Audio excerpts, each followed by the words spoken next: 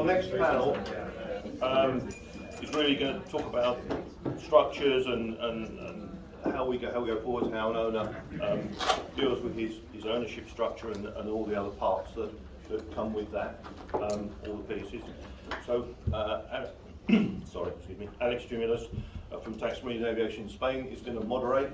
I'm going to sit down quietly and let them get on with it. I think this is perhaps for me one comment with regard to this, and I think, you know, we are as an insurance company, shall we say, but a lot of big insurers, there's a lot of talk about ESG investing. What do we invest our money in? What are we doing? What are we doing?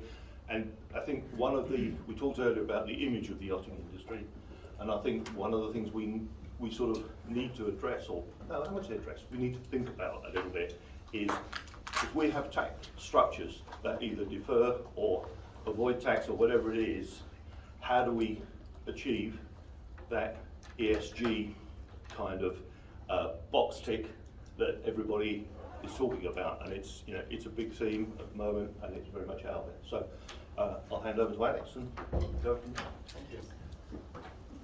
Thank you, Paul. Well, good morning. First of all, thank you everybody to be here with us. I know there are so many events going on this week during the yacht show, so I really appreciate you to take the time to share your time here with us in this event. So the panel session that I will be moderating, we will be basically have an overlook on which is the key aspects to consider for superyacht owners when entering into a purchase transaction of a superyacht. I would like to introduce myself. First of all, I'm Alex Jumilus, as Paul said. I'm the Managing Director of Tax Meridien Aviation in Spain, which is a tax and customs consultancy firm based in Barcelona. And I have today with me a great group of panelists that I'm pretty sure will lead the discussion. I will just try to facilitate the discussion, as I said, but I would like to take the chance to just to introduce them, and then if you can make a quick introduction of yourself from left to right. Richemont Lambert from head sales at Burgess, senior partner. Next to him is sitting Jon Henley, a partner at Lending Solutions, family office. Christine Cassar from Ganado Advocates, Malta. Jean-Philippe Maslin from Richemont Delviso, law firm. And next to him, Richard Felipes from Capurro Marine Insurance. If you could do a quick introduction of yourself, Richard. Absolutely. Yeah, I've been with Burgess for about 17 years. I'm based here in Monaco. I've been down here for the last 6 years. I'm head of sales, so I look after our global sales team. So, and yep, we've got a busy show, we've got 11 yachts on the show, so that's keeping us fairly occupied this week. Thanks. Jon Henley, I'm a partner with B Capital. B Capital is a European multifamily office. My role is to manage lending solutions for B Capital, which is really providing a credit advisory service to high net worth clients. My background is really, I've worked for a number of banks over the years and led marine and aviation financing for those. And so, because of my background, I focus really on an advisory service and arranging financing for clients for super yachts and private jets. Good morning, Christine Cassar Naudi. I head the tax practice at Ganado Advocates, which is one of the largest law firms in Malta, and I provide VAT advice to yachts and as well aviation, and basically that's it. Hello everyone, Jean-Philippe Maslin, I'm partner at Richemont Delviso, French law firm, specializing in VAT, customs, transaction matters, litigation, employment, basically anything related to a yacht, which we handle. Richard Felipes from Gibraltar. independent insurance broker, been at it for 16 years, diversified portfolio of yachts, from super yachts to smaller boats, and I work with an established panel of underwriters and insurers, some through Lloyd's, some through independent companies. All right, thank you to all of you. Well, as I said, the idea here is that today you can walk away with some sort of new insight, input, fresh approach on that could be of any use in your day-to-day activity. And we will start covering the topic, which is a brief guide to becoming a superyacht owner. And we will try to pay attention on how to choose the right yacht, professionals involved, learning about finance, registration, tax, etc. So my first question is for you, Richard. It's why do you think it's necessary a yacht broker to get involved in the acquisition of a super yacht? What is the value added that a buyer can expect from getting in touch with the broker house? Well, I think one of the key points when you're entering the market, I mean, especially for the first time, is you just have to walk around the show behind us to see there is a massive array of boats there, and actually that's quite a daunting process if you are very, very new to the market. But I think it's actually gaining a key understanding. I mean, all of the clients that we're dealing with are incredibly busy people, and actually what they want is professional advice. So you're getting down to the key elements of exactly what it is that that particular client is looking for. So you're really trying to tailor-make that selection of yachts to that particular client. They're going to suit their needs perfectly. They then have one point of contact rather than having to go out to multiple people to be able to try and establish exactly what yacht is on the market. There may also be a number of yachts available that are not actually publicly for sale. So there's bringing all of those items together to make sure that they are going to have a good experience. They're going to be getting on board and seeing the right yacht. Time is very, very precious to a lot of these clients. They don't want to be wasting time. They don't want to be flying halfway around the globe and it's completely the wrong yacht for them. So it's our job to turn around and make sure that they are firstly getting on board the right yacht.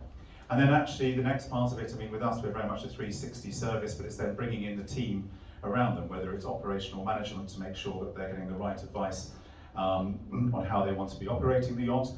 From a charter management perspective, bringing the experts in from charter management. Team here we're talking about from the structure, and making sure the structure is correct. So there's a lot of elements there that you need to bring in when a client is looking at purchasing a yacht. That if you're trying to do it purely, I think, on your own, going out there, is a very, very confusing and not necessarily straightforward process.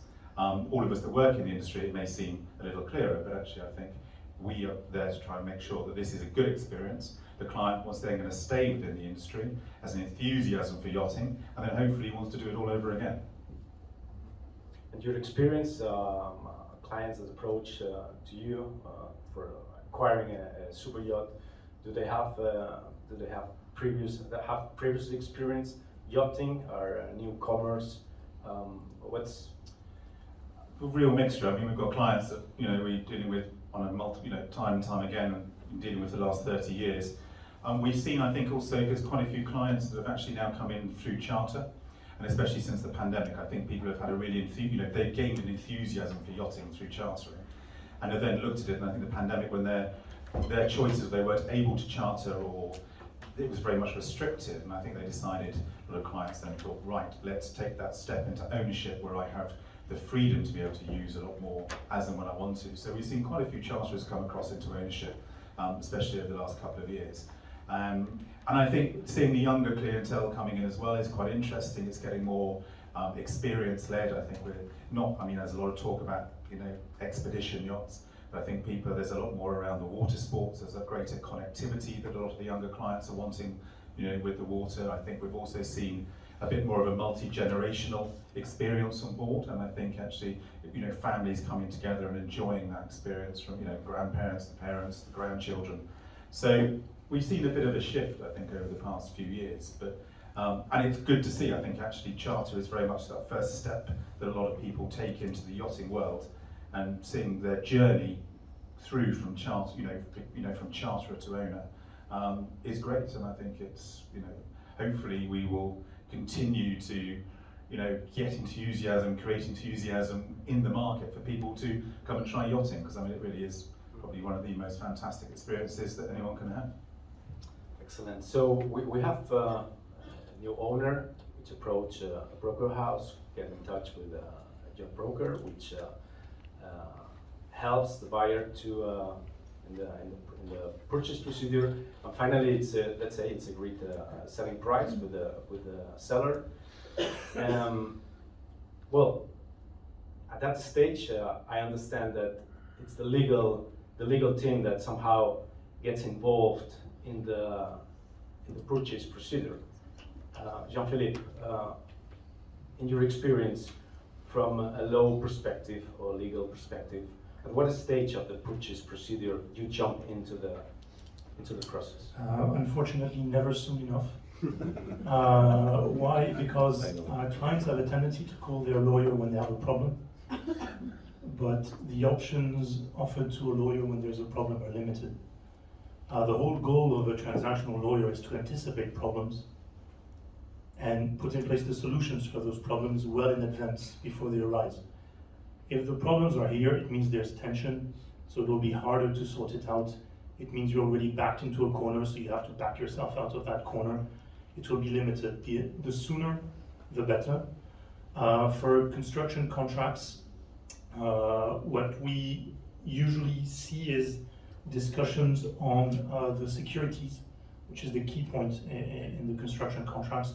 How do you anticipate the fact that a shipyard has, as a business, a high chance of going insolvent compared to other areas of business? You have every year at least 1 or 2 shipyards that go insolvent, are purchased, sold, reoperated under different brands, but all the clients are left with the yachts that they paid for and little else, unless they manage to sort it out early in the construction contract. On second-hand purchases, the intervention of a lawyer, and I'll be speaking against what is our work actually is limited for second-hand yachts. Most of the work now for second-hand purchases, and also even for new constructions, is done in-house. Outside lawyers, what our added value is, as I see it, is not so much discussing the contents of the contract, because we have standard templates now for the contracts. We all know what a MIBA contract looks like, what an addendum 1 looks like. Everyone can do it. The added value of the lawyer is to have the supervising view on all the legal aspects, because the contract itself is not the key point.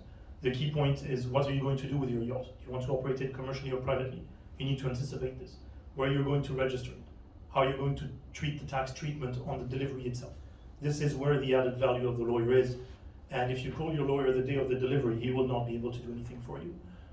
So even if you manage to sort out the MOA in itself and the addendum 1 on your own, you will still need at some point the intervention of a legal professional to tell you how you're going to operate it and what you need to do with it. Mm-hmm. Thank you. So that probably leads us to our next panelist, Christine. Following the involvement of the legal team, tax is intimately related with the design of the ownership structure. So, in your experience, what are the main considerations for new owners when purchasing a new yacht in terms of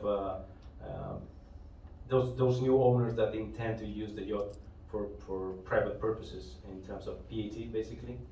Okay.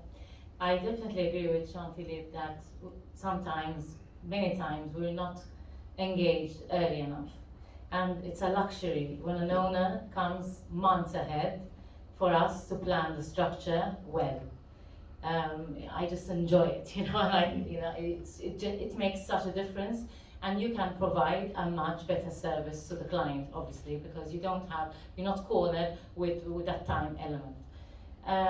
With respect to your question, with respect to structuring, yes, and what happens is we do discuss a lot with the client what is the use of the yacht, because that is the main question that we need to ask to determine, as you all know, what the VAT consequences would be. There has been obviously a talk before about whether the client should pay VAT or not, and obviously we always advise all options and the pros and cons of each, but at the end of the day, it's the client who decides what he wants to do with his money and where he wants to invest his funds. So where an owner decides that he'd rather have VAT deferral, as you all know, Malta offers a leasing arrangement whereby a client would end up paying VAT on the rental amount of this operating lease. We would come in where we would advise as to what amounts this rent should be, and the owner can then use the yacht for a number of years, and whenever he wishes, exit this lease arrangement if, for example, after 2 or 3, 4 years, finds a buyer. So where you have an individual who wishes to use his yacht privately, there are various options to choose. Another thing which maybe we can touch upon is the due diligence with respect to when you have an owner. Today, as you all know, the world has changed, the economic environment has changed, and the due diligence we have to ask our clients increases and has increased over the years. Some owners are comfortable with that and others are not. Especially those with a background of financial services are used to it and they accept it. But unfortunately with some other owners, it's like sometimes it's like do I really have to go through all this? It somehow like prevents them wanting to actually own a yacht or have this advice. But unfortunately, as you all can appreciate, it's one of the regulations we all have to follow as advisors, and it would be good that all professionals who are in this industry can prepare the owner for such due diligence, which is to be expected to deliver. I agree with you with the due diligence and the anti-money laundering regulations now. But I think, especially here through Monaco, I think clients are getting a lot more used to that now. And now that it's come into the charter, it used to be just on the sale and purchase, where we had a team doing just this KYC for sale and purchase transactions. But now we have to run them on all of the charter operations that we do as well. So we're probably now having to run somewhere in the region of over 1,000 KYC client checks in a year. So as you can imagine, our compliance department has increased in size somewhat. But probably duplicating the task in different departments. John, beyond any doubt, your Superyacht owners, they have economic capacity for acquiring these yachts, but the question is that they apply for finance in many cases. Why is that? Why is the reason behind financing the purchase of a superyacht? Okay, so yeah, I think we all, there's been a lot of talk this morning about owners being extremely wealthy, they can afford the best, they have a choice whether to charter or not, etc. I think a lot of that is true. I think there's also a lot of owners though that, even if you're a billionaire, you don't have €1 billion sat in a bank account. A lot of that wealth is, I use the term, tied up in various commercial investments that are going to give you a maximum return on the assets that you have. And so an owner that might be a billionaire might be in the market for a €50 million yacht or a €100 million yacht, but that's not to say they have that liquidity immediately available to them. And if they do, we're in uncertain times right now, and is tying all of that liquidity up into an asset that is a nice luxury asset for you to use the best use of that capital that you have. Again, it comes down to personal choice, but a lot of clients that I talk to would rather preserve a lot of their liquidity, either for their business or maybe for the next, hopefully not touch wood, COVID event that might be down the road, where they have, unfortunately, negative cash flows and uncertain expenses. And while the market is offering financing for these beautiful assets, they should take that opportunity. It's certainly the advice I give to clients. It's not significantly expensive for clients. If a client, for example, in our market, this probably isn't a client that if they have assets or liquidity, they get 3-4% annual return on that money. Their businesses are generating, incredibly strong double-digit returns, which is why they've built the wealth that they have to afford these assets. And so if they can borrow money at 4%, 5%, 6%, whatever it is from a financial institution, it comes down to the opportunity cost for their capital, really. If they can borrow at a significantly lower rate, then they can get an alternate return on the liquidity they have. It makes all the sense in the world to borrow that. So yeah, in a nutshell, that's sort of why clients will make the choice. Again, some have that option available, others don't. Certainly at the more, I'd say the lower end of the scale around the production yachts, some clients are perhaps more aspirational, and maybe they have, I'll make the number up, so 3-4 million euros liquidity that they could buy a yacht, but maybe they have a taste for that 10 million euro yacht, and they see their wealth growing over time, and so their view is, actually, I'd like that yacht now. I don't want to wait another 4 or 5 years to be able to afford the 10 million yacht. I'll borrow it now. No different to the way that a lot of us look at real estate. If you're buying a personal house, you don't necessarily buy that outright. A lot of people can't afford to, you'll mortgage it and buy a house that you can ultimately afford within reason. Thank you.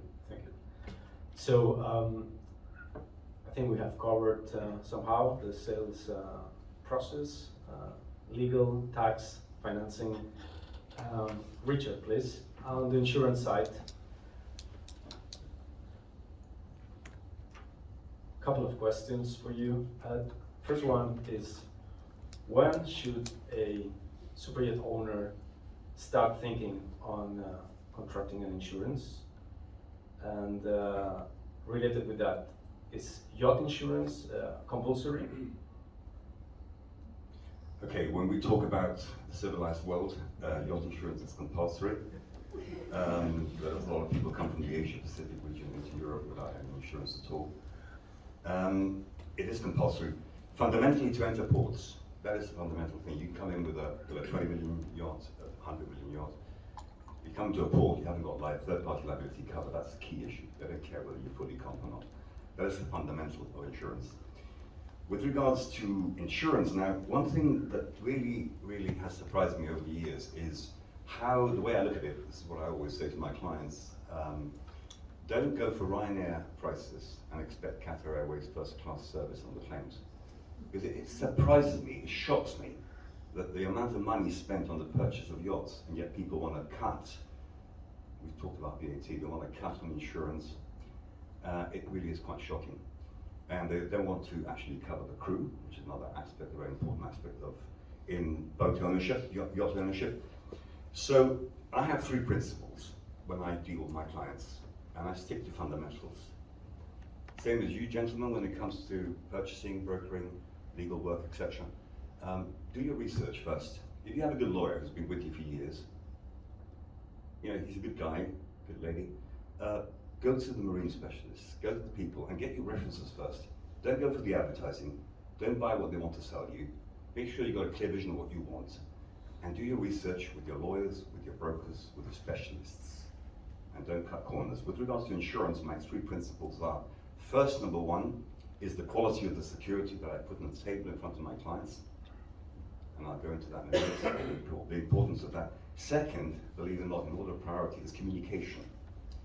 There's a lot of communication required between insurance, be it for private, commercial, refits, a lot of communication required.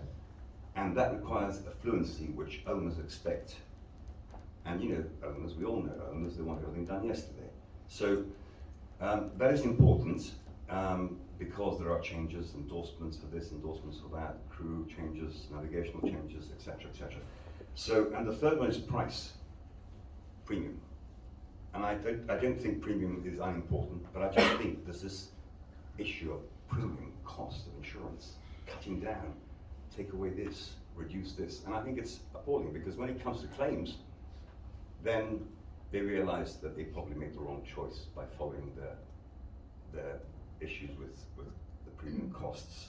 So in answer to your question, first question, really you have to consider insurance in a very important way when it comes to budgeting. Because owners, when they purchase their boats, be it new owners, I tend to differentiate between new and experienced owners, it's not only a question of the cost of purchase when you're buying a yacht, it's all the other aspects go into the management, the maintenance, contingencies for unexpected repairs, etc. It's a whole blooming list of costs, which normally is rated about 10% of the total insured value. That's the ballpark figure, but depending on how you're navigating with the cost of fuel these days, it can be a lot more. And the second question, well, I think I've answered that. I think it's fundamental. You can't do without insurance. So I hope that's okay. Yeah, thank you. So we can conclude cheap in the long run is expensive. Absolutely. And it surprises me how much focus there is by some of the multimillionaires on, be it through the management companies, and with all due respect, who are trying to do their best for the owners. Maybe they could be doing a disservice if they don't understand that the quality of the security is super important. All right. We have touched a few different angles of the purchase procedure of a super yacht, and at this stage, I would like to know if anyone in the floor has any comment or any question. I want to comment on the legal part. So I'm very happy what you mentioned. I really am a true believer, and I'm doing it in practice. I involve, from the moment that we start thinking about signing a new contract, I involve a lawyer. So for me, I'm fully behind that point of view. I also can confirm that getting the right securities in place for the deposit that you pay between the start of the contract and the delivery is a very important one. You would not be the first buyer who ends up with buying the shipyard simply to get completion of his boat. So it had happened very often, and you don't want to enter in that situation. So also that is clear. You also touch base with the structure. You go for a pleasure or a commercial vessel, and all the pluses and minuses.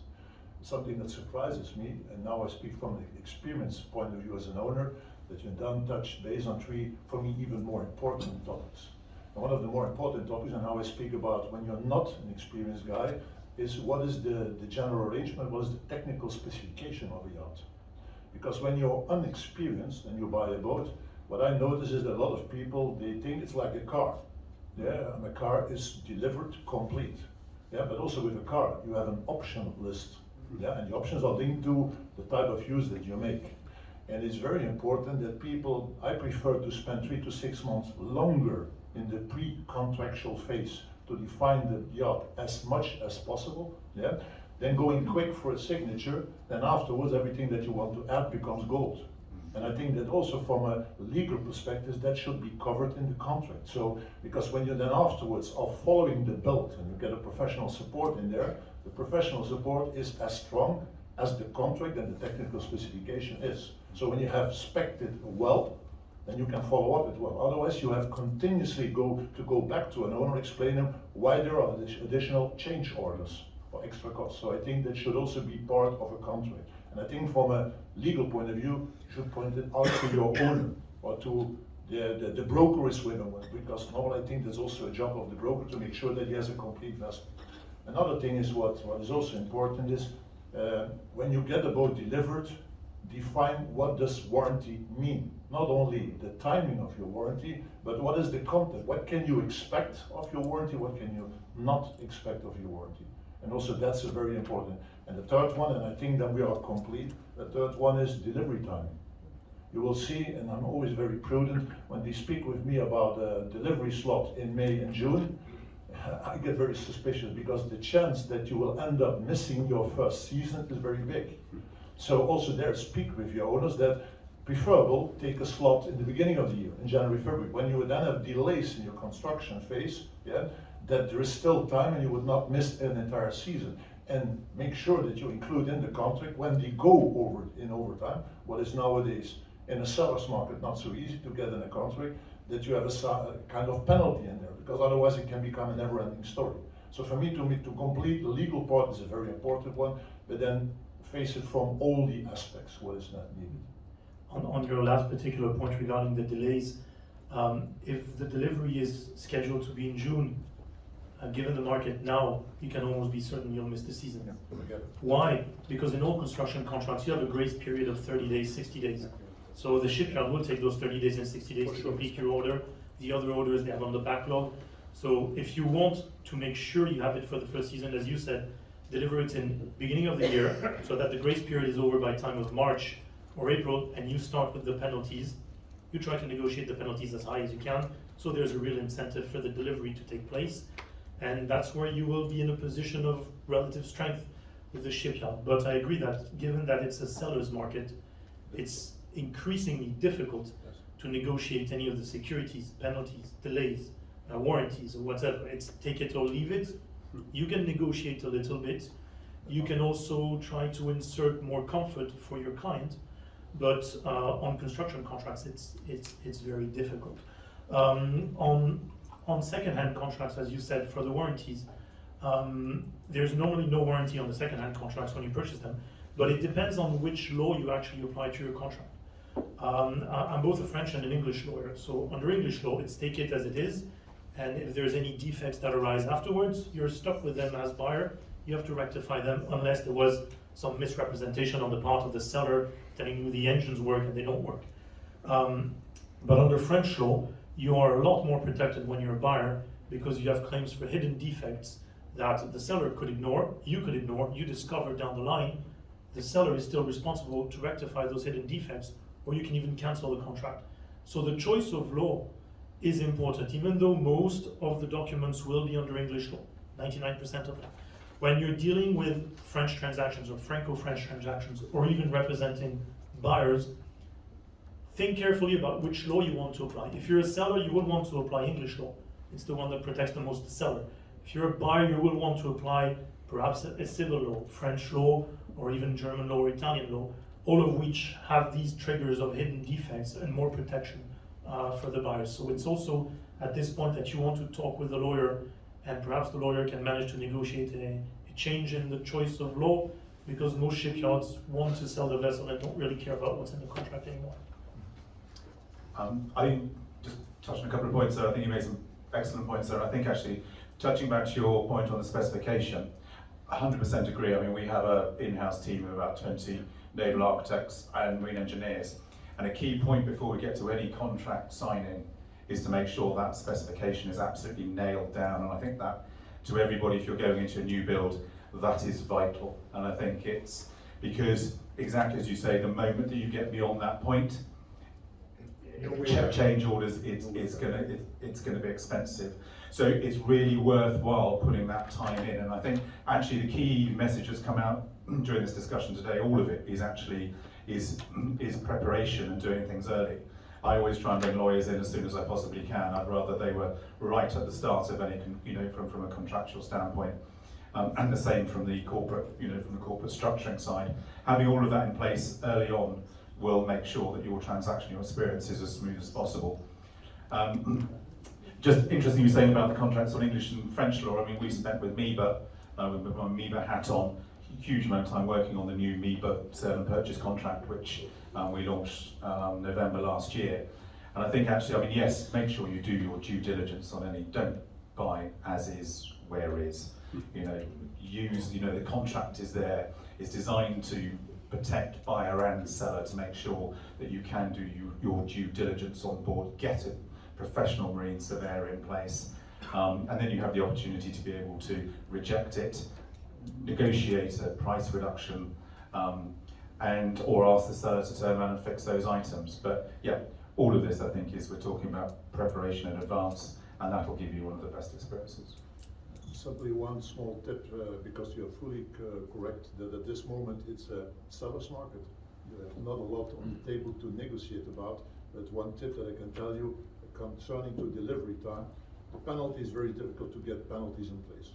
That's becoming very difficult because people are lined up to buy a yacht and the slots are sold. So that's what I put in place. We are now in the final stage of closing again 2 contracts. What I put in place is when you are so sure about their delivery time, it should not be a problem to make the last payment a bigger chunk of payment, because then there's also more, the more money there's at stake at the final stage, the more that you are pushed to get the yacht finished with a, let me say, with a list of defects that is as small as possible. I think we have a question at the end of the room. But this may just sorry. On this.